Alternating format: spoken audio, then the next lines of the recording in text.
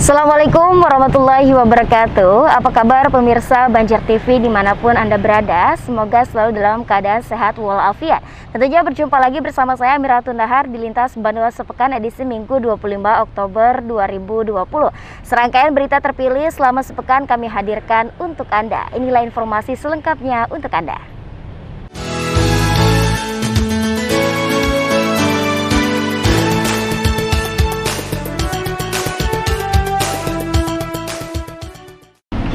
Ya pemirsa, mengawali jumpa kita pada pagi hari ini, kendati masih dalam situasi pandemi COVID-19, namun upaya Dinas Pendidikan Kota Banjarmasin untuk dapat membuka belajar secara tatap muka bagi pelajar SMP dan akan segera diberlakukan kembali. Penerapan ini akan dimulai bulan depan, sementara itu rencananya pembelajaran tatap muka untuk SMP sudah bisa dilaksanakan bulan depan, namun untuk jenjang sekolah dasar atau SD masih belum bisa dilakukan. Pasalnya sejauh ini belum ada skenario pembelajaran tatap muka untuk jenjang SD. Pelaksanaan pembelajaran tatap muka bagi pelajar sekolah menengah pertama di Kota Banjarmasin akan segera kembali diterapkan bulan depan. Kepala Dinas Pendidikan Totok Agus Daryanto saat ditemui awak media di Balai Kota menyatakan, kebijakan ini diambil sesuai hasil rapat Dinas Pendidikan dengan tim gugus tugas COVID-19 pada Jumat 23 Oktober 2020. Menurut Totok, bagi sekolah yang akan menerapkan kebijakan ini harus memenuhi beberapa pola terkait protokol kesehatan sebagaimana isi surat keputusan bersama 4 menteri. Adanya perubahan pada budaya sekolah, salah satunya kebiasaan bersalaman dengan guru akan ditiadakan sementara waktu, alias tidak ada kontak fisik antara guru dan murid. Selain itu, sekolah harus menyediakan tempat cuci tangan dan melaksanakan aturan protokol kesehatan lainnya. Sekolah yang akan melaksanakan tatap muka ini harus melakukan beberapa macam ya, terutama prosedurnya sesuai dengan SKP 4 Menteri. Nah, nanti teknisnya bagaimana nanti kita jelaskan ya, silakan aja nanti bisa mengakses di Dinas Pendidikan karena nanti ada banyak hal tuh. Contohnya adalah persiapan protokol kesehatan dan juga budaya sekolahnya. Nah, budaya sekolah harus dirubah. Contoh budaya sekolah kan, kalau biasanya anak-anak masuk sekolah dia salaman dengan guru. Nah, ini harus kita delay dulu untuk tahun ini, untuk masa ini karena tidak diperbolehkan ada kontak fisik. Nah, itu kan salah satu budaya sekolah. Nah, budaya sekolah nanti akan harus ada perubahan-perubahan dan juga tempat cuci tangan dan yang lain-lain harus dipersiapkan. Rencana pembelajaran tatap muka ini juga sudah mendapat rekomendasi dari tim gugus tugas COVID-19 Kota Banjarmasin. Hanya saja masih menunggu persetujuan dari pelaksana tugas Wali Kota Banjarmasin, Hermansyah. Totok mengaku memang belum tentu semua SMP akan menyelenggarakan sekolah tatap muka, mengingat harus ada MOU antara pihak sekolah dengan orang tua atau wali murid. Mohail, Banjar TV.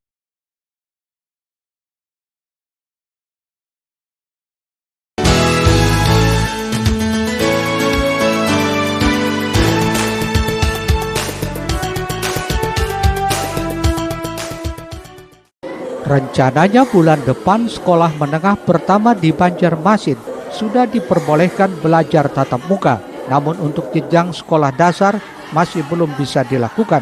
Menurut Kepala Dinas Pendidikan Kota Banjarmasin, alasan belum diizinkannya belajar tatap muka bagi sekolah dasar lantaran masih mengacu pada surat edaran wali kota terdahulu.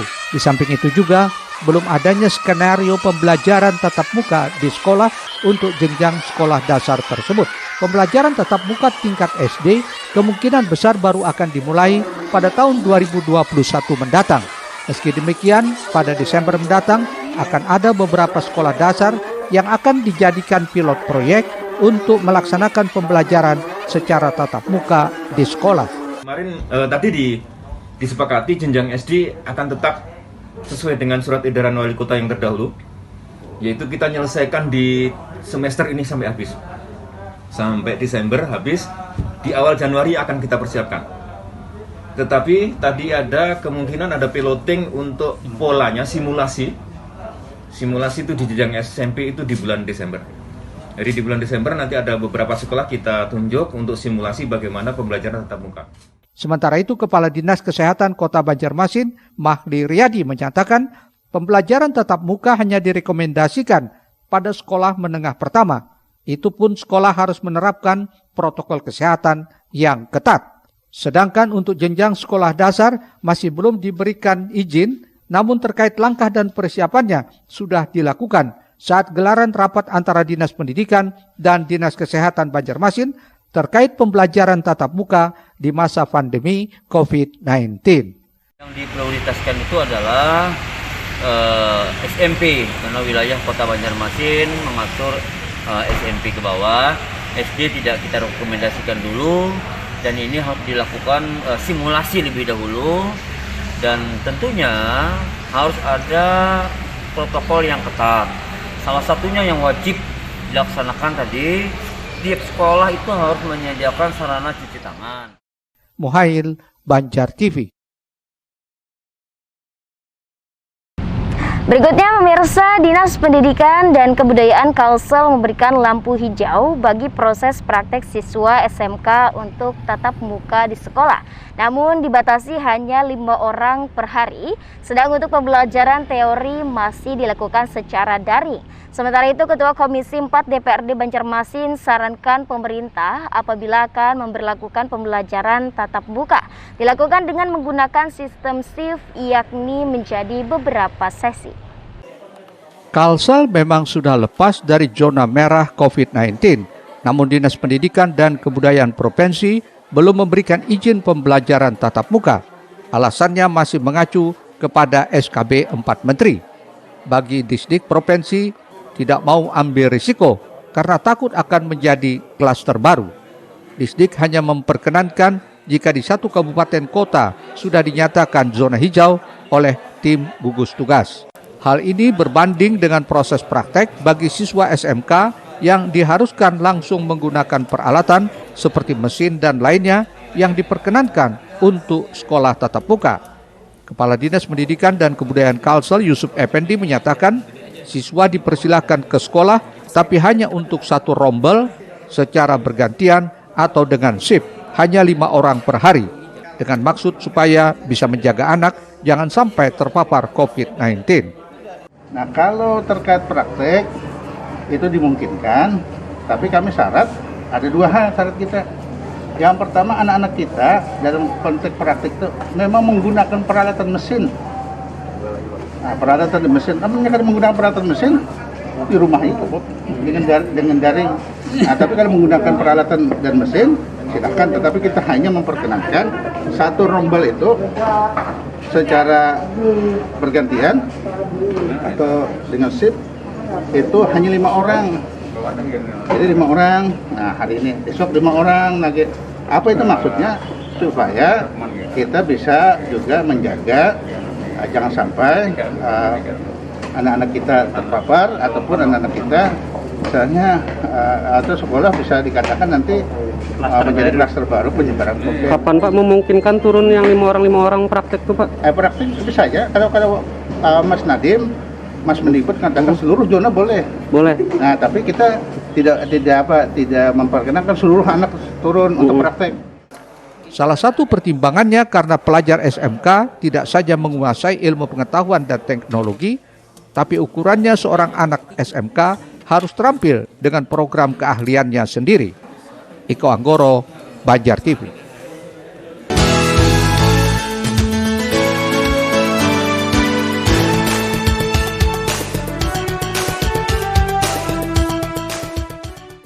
Wacana Pemko Banjarmasin memberlakukan pembelajaran tatap muka awal November ini dengan alasan sudah banyak zona hijau dan kasus COVID-19 mengalami penurunan mendapat reaksi dari DPRD setempat.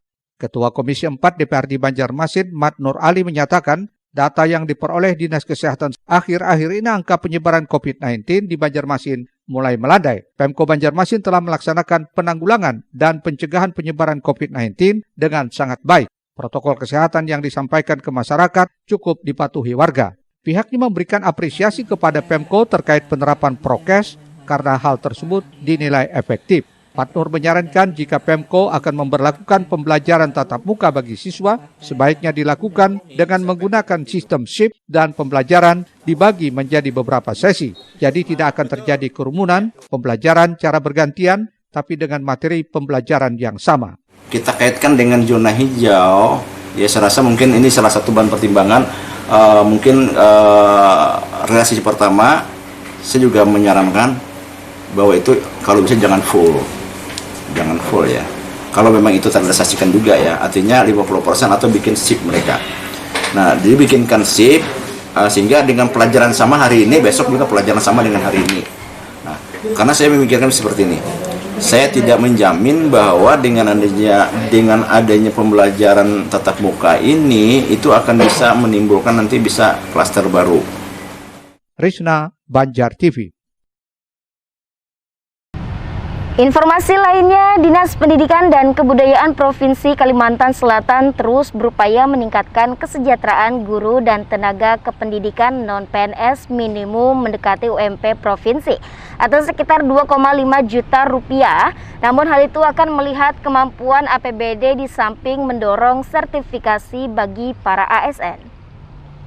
Saat ini tenaga kontrak atau guru dan tenaga kependidikan non-PNS tahun 2020 menerima gaji 2,3 juta rupiah dari pemerintah provinsi. Seiring waktu, Dinas Pendidikan dan Kebudayaan Kalsel akan mengusahakan gaji yang diterima mendekati atau sama dengan upah minimum provinsi UMP Kalsel atau sekitar 2,5 juta rupiah, namun hal itu akan melihat kemampuan APBD. Mengusahakan kalau bisa kan istilahnya itu mendekati atau sama dengan upah minimum provinsi. Nah, tetapi tergantung kemampuan APBD. Nah, kalau APBD memungkinkan, barangkali bisa. Kalau APBD belum memungkinkan, belum bisa. Itu tergantung kemampuan APBD kita. Nah, tapi memang hendak mendorong ada peningkatan ya, secara bertahap menuju kepada upah minimum provinsi tadi. Jadi lancar-lancar untuk nanti kan kalau memungkinkan 2,5 misalnya. Nah, tapi itu tergantung kemampuan APBD. Menyinggung sertifikasi guru, Yusuf menyatakan itu sesuai amanah Undang-Undang Nomor 15 Tahun 2005 tentang guru dan dosen. Dikatakannya guru harus memiliki 3 hal, yaitu memiliki kualifikasi akademik minimal diploma 4 atau S1. Kalau ada guru belum mencapai itu, belum memenuhi sertifikasi akademiknya. Unsur kedua, guru harus memiliki 4 kompetensi, yaitu pedagogi, ilmu atau seni, menjadi seorang guru harus sosial, dan kompetensi profesional. Kemudian unsur ketiga, guru harus memiliki sertifikat pendidik. Sertifikat pendidik itu diperoleh ketika sudah mengikuti pendidikan profesi yang kaitannya berdampak pada kesejahteraan guru untuk mendapatkan tunjangan profesi. Yusuf menjelaskan tunjangan tersebut sama besarannya dengan gaji pokok yang bersangkutan. Misalnya gaji pokok 5 juta, maka guru tersebut juga mendapatkan tunjangan profesi 5 juta rupiah. Eko Anggoro, Banjar TV. Ya pemirsa, uang tunjangan Hari Raya pada Mei 2020 senilai 1,6 juta untuk 79 guru honorer sampai sekarang belum dicairkan lantaran nota dinas belum mendapatkan disposisi Wali Kota Banjarmasin. Di samping itu, Ketua Komisi 4 DPRD Banjarmasin Matnur Ali menyatakan terkait THR yang masih belum ada kejelasan akan segera ditindaklanjuti dengan memanggil Dinas Pendidikan. Perwakilan pengurus guru honorer K2 Banjarmasin menggelar pertemuan dan berkeluh kesah kepada Komisi 4 DPRD Banjarmasin beberapa waktu lalu. Pasalnya uang THR tunjangan Hari Raya pada bulan Mei 2020 senilai 1,6 juta untuk 79 guru honorer tersebut sampai sekarang belum dicairkan. Sekretaris Pengurus Guru Honorer K2 Banjarmasin, Hendra Saputra menyebutkan THR tertunda atau belum bisa dikeluarkan lantaran nota dinasnya belum mendapat disposisi Wali Kota Banjarmasin. Padahal THR tersebut ditunggu-tunggu para guru honorer K2. Dia nota dinas yang belum ditandatangani oleh Pak Wali Kota. Nah, sekarang kan alasannya tidak tahu kenapa. Mungkin alasan mereka kendala masalah yang sudah masalah COVID ini tadi, dan Pak Wali Kota kan sudah, jadi sedangkan dinas terlambat sudah mengurus nota dinas tersebut itu. Karena sebenarnya sudah ada SK-nya dari pemerintah itu sudah ada SK-nya, tinggal pelaksanaannya aja lagi, pengeluaran dana itu seperti apa gitu. Harapannya agar segera dikeluarkan dan dibayar segalanya. Mudah-mudahan itu pemerintah bisa menyambut apa yang aspirasi kami gitu. Notanya dulu ditandatangani oleh wali kota itu, kendalanya masih kita ngerti karena untuk bos itu kan lebih banyak, kita kan sedikit. Tapi kalau memang itu ada hak orang, kita tolong dikeluarkan. Jangan terlalu dizalimi lah. Istilahnya kami ini kan sudah terjalimi terus Pak. Tapi kita kadang meminta karena kita menuntut sesuai dengan SK Pak. SK itu kan 13 bulan. Kata bagian keuangan, kami tidak tahu bentuknya. Karena dinas minta 13 bulan, apakah itu THR, apakah itu gaji 13, kami tidak tahu. Yang jelas sudah diserahkan 13 bulan. Berarti uangnya itu sudah diserahkan. Berarti kemarin sudah rapat, sudah oke. Tinggal kata bagian dewan itu tinggal nota dinas saja lagi tanda tangan oleh wali kota. Karena wali kota kan sudah cuti tanggal 26. Pihaknya berharap semoga apa yang disampaikan bisa menyentuh hati dan merasakan apa yang kami rasakan, khususnya tentang kesejahteraan para guru honorer K2. Krishna, Banjar TV.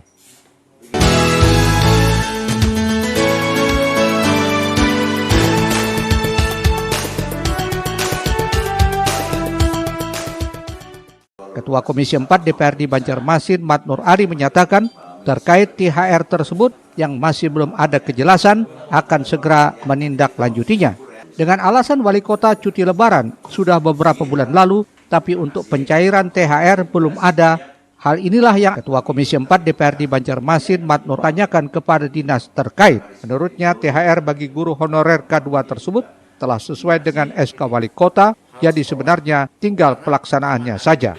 Itu begitu menjalani bahwa mereka sudah menyelusuri, menanyakan di Bekauda, dijelaskan oleh Bekauda bahwa THR beban sampean itu sudah kami drop di dinas, ya kan? Nah, dinas yang nanti akan membayar tinggal sampean tanda tangan, itu menurut informasi dari Bekauda, ya.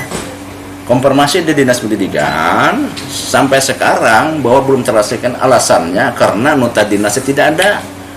Sekarang didesak oleh guru honor untuk diproses. Sekarang kami tidak bisa memproses nota dinasnya dikarenakan wali kotanya cuti. Nah, kalau alasan itu klasik saya rasa. Karena kenapa? Jauh sekali antara THR pada waktu hari Lebaran, sekarang sudah bulan Maulid, ya kan? Sudah beberapa bulan. Kenapa nota dinas ini alasan hanya cuma wali kota? Itu satu. Jadi itu juga salah satu referensi yang saya akan pertanyakan kepada dinas. Politisi Partai Golkar ini juga prihatin dengan gaji yang diterima para guru honor karena masih di bawah UMP. Krishna, Banjar TV. Usai jeda kami hadirkan pengerjaan proyek fisik dihimbau jangan molor. Tetaplah bersama kami.